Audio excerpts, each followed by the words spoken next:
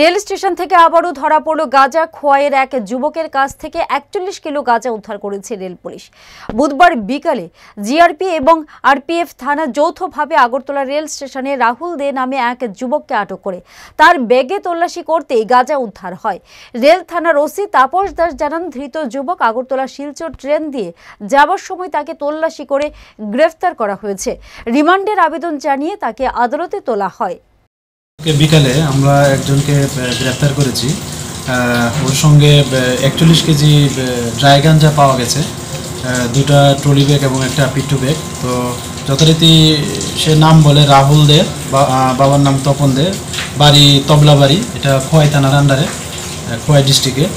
তো সে অ্যাকচুয়ালি ওইগুলি আমাদের যে আগরতলা শিলচর ট্রেন আছে ওইটা দিয়ে সে যেতে চেয়েছিল আর কি। তো আজকে আমরা ওনাকে আগরতলা আদালতে পাঠাচ্ছি, উপযুক্ত পুলিশ রিমান্ডে চেয়ে আর